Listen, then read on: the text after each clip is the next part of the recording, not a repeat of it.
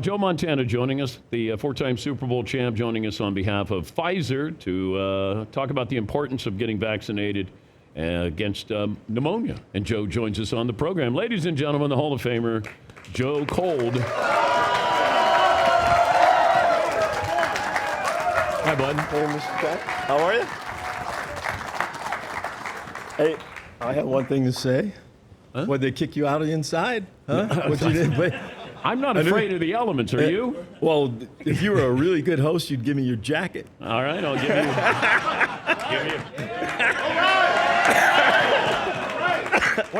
I'm kidding. Sit down. I'm kidding. I'm good. No, you can't come on and talk about not getting pneumonia and then I get know, pneumonia. but sit down here, I'm going to get it. No, I'm good, honestly. Okay, because I'll give you the shirt off my back. You don't mind if I shake a little bit. I'll be okay. The coldest game you ever played in, I'm wondering if that was the game against Houston when you were at Notre Dame. By far. But you got sick Yeah, I got sick. at halftime? I had my body's temperature dropped and I couldn't stop shaking. Sort of like you're going to be out here in a little bit. But yeah, and they wouldn't let me come back out until after they got my temperature back up. And not sure I wanted to go back out there the way the game was going. Yeah, but I wonder, like, were you risking something a little bit larger than, I mean, you're going out there. Did you even back then? You don't even think about it, right? You didn't You're ask so any young. questions about, hey, could I die? No, not at all. I was afraid I was going to die the way I was playing. Playing is so bad out there that I really want to go back out. And it was so funny. I was just talking to people. I remembered for two of the worst games I played in my life, the catch and the Cotton Bowl. And you won both of those games. We won both of them, and you throw a touchdown pass at the end, people forget everything. You're right. I don't even remember your stats in the game. They were terrible. You can look them up. Paulie, look up Joe's stats in the game against the Cowboys. I have him 20 for 20 with 6 touchdowns, Dan. I don't know what Joe's talking about. The older you get, the better you were. Like, people don't do any research on that. I know. Like, I don't even know what we're so stat conscious now. Yeah. I don't know what you did against the Bengals in those Super Bowls. Me either. You don't know your numbers? No. I know. Especially in the first game, I wasn't. I was sitting in the training room, taking a little break because I don't usually eat a lot before the games, and I was eating a double cheeseburger. And my dad walked in, and he goes, "Oh, he was all happy," and I was going, "What's the matter?" I go, "Nah, I don't know. I just didn't feel like I played that way." He goes, "You know what? What's wrong with you?" He goes, "You just won the Super Bowl and you were the MVP. Why don't you just eat that cheeseburger and go out there and have some fun? And go enjoy yourself." But did you have a hard time having fun with your success? I think Bill had such high expectations of you that you kind of put them on yourself.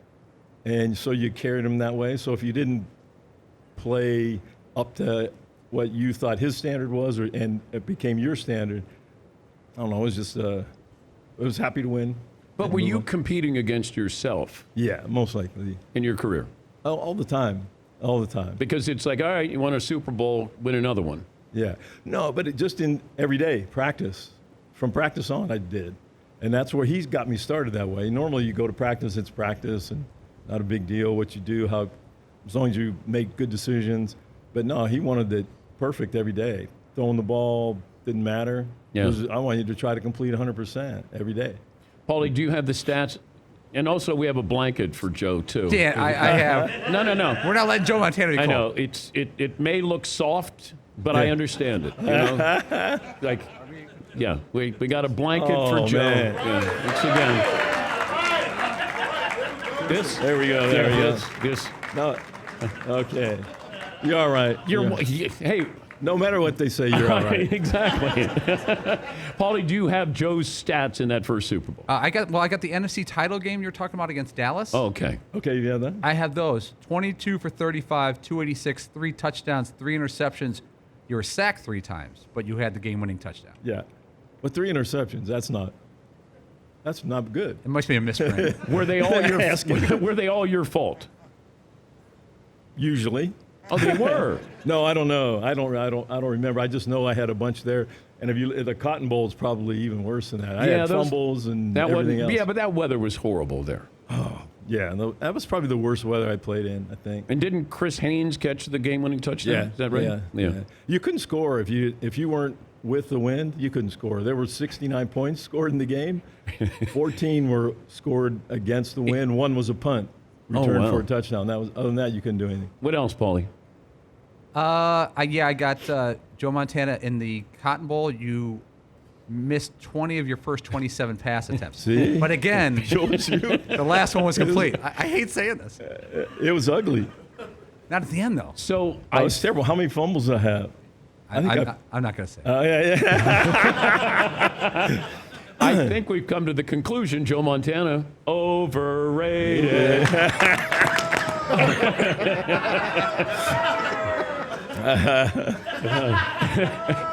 Just kidding. Relax out there. Got Niner fans want a piece of me here.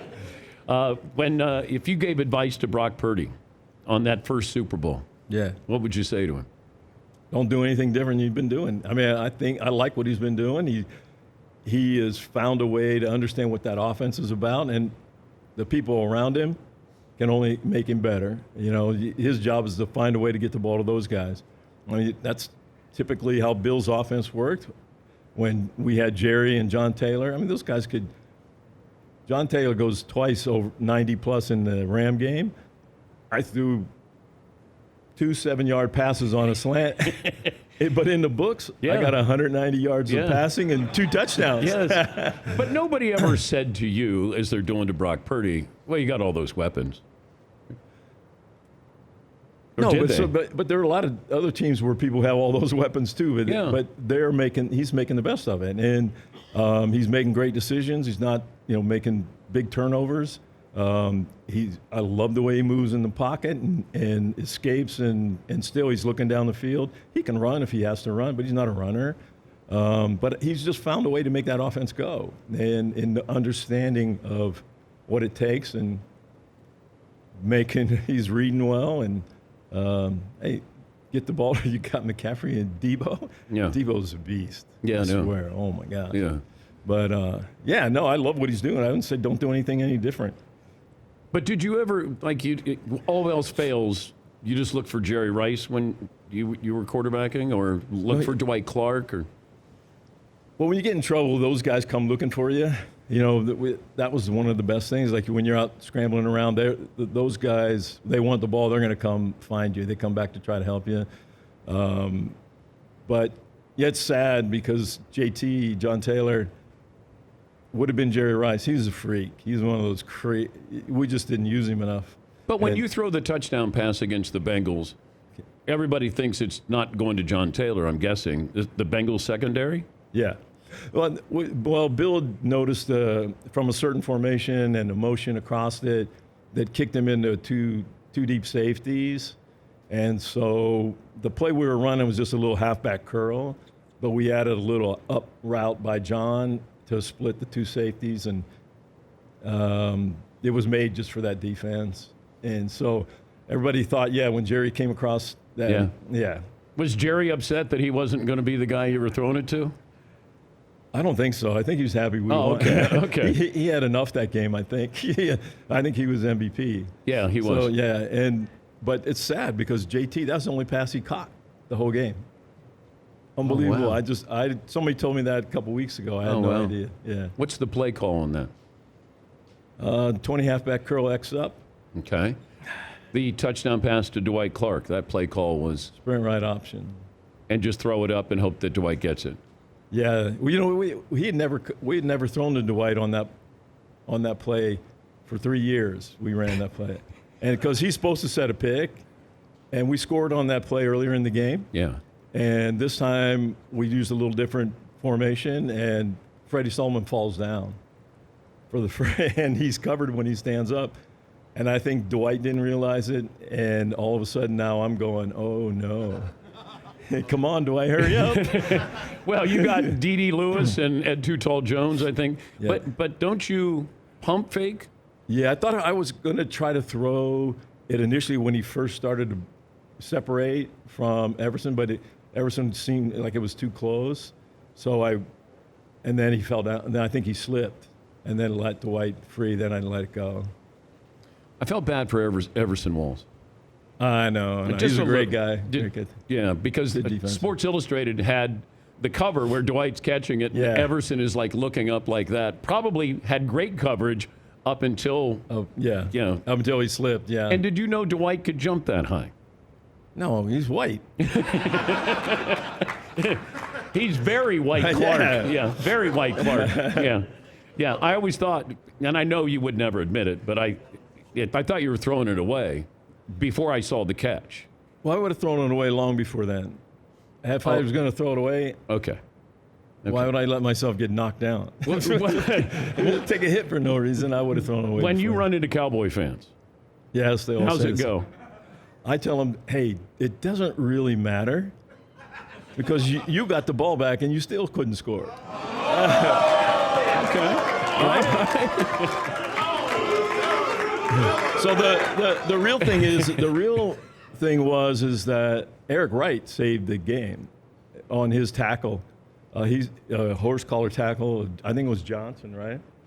And otherwise, he scores and we lose. But if it wasn't for everybody makes the catch the big thing, but Eric's tackle saved that game.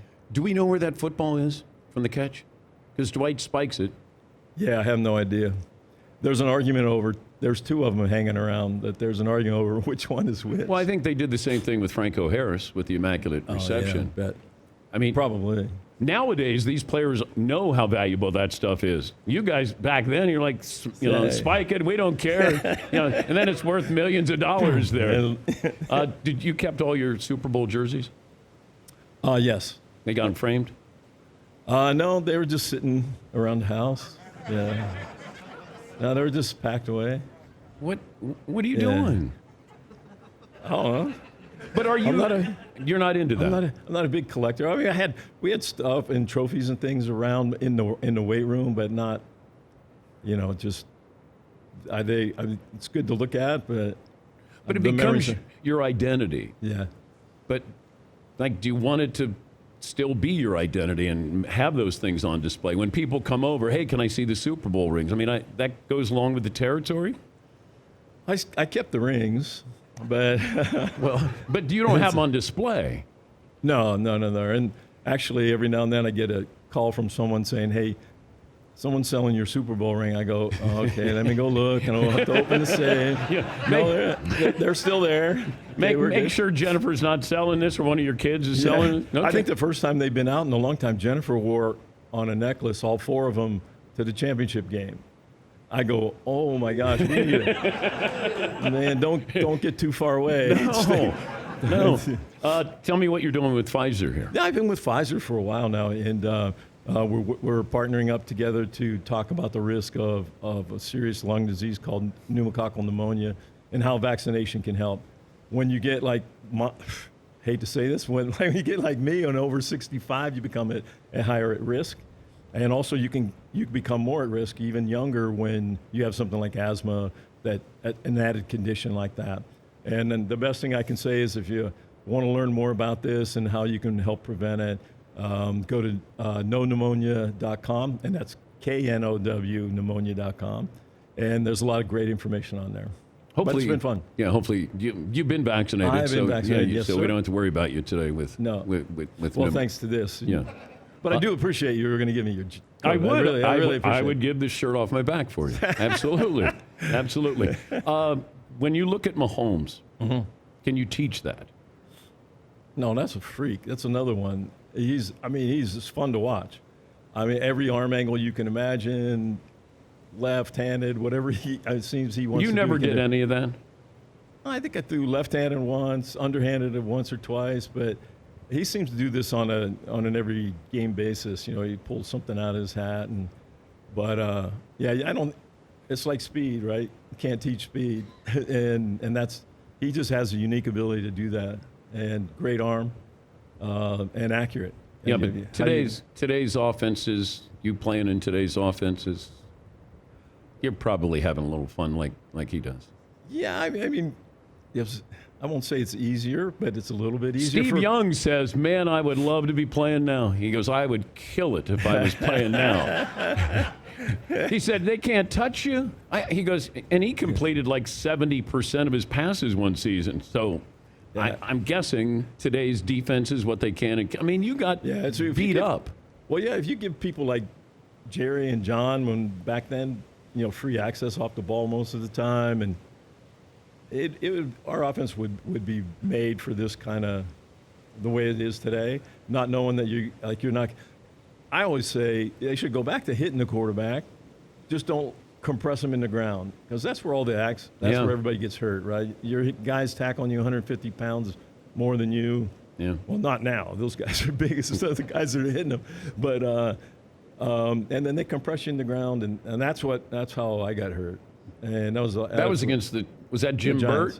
No, it was Leonard Marshall. Oh, that's when you're rolling right, and he came and got you from behind. Yeah, and I was so happy because I just dodged LT, and I thought everything was fine. Woo, no LT to worry about. Oh, then the train hit me. Great to see you. Great to see you as always. My pleasure. Hope Thank you're you doing for well. having me. Always great here. Yeah, it was great seeing you in Dublin as well there. Oh, yeah, that was fun. That was a good day. You look like you could still play a little bit. Oh, if I could run from here to that rock right there, I'd surely would try. Yeah. How's the arm, though? I have too many metal pieces. I got a new shoulder, a new knee, 5-level fusion. Oh, my God. So I got enough. But was it worth it? Oh, yeah. Oh, okay. Game's stupid fun. It's so I always say I wish I could go out there on one Sunday, win or lose, just to feel the excitement of the game, the ups and downs. And then you would never hear anybody say, why is he still trying to play? Because once you're done, pretty much you're done. I know. There's no game. So you understood why Brady was still wanting. Oh, absolutely. Like you can't walk away. Yeah. If you can still walk, you don't want to walk away. No, huh? That's why I'm kind of excited to see when Aaron comes back. Yeah. See how he's doing the same type of thing, and still has that ability to play, and so looking forward to see that. What do you have, Paulie? I just want to let you know, Seat and I are going to absolutely fight over that blanket when Joe leaves the set. One of us is taking that off. Okay. I will go. Okay. I will go. That's going to be on eBay in about 20 minutes from now, I think.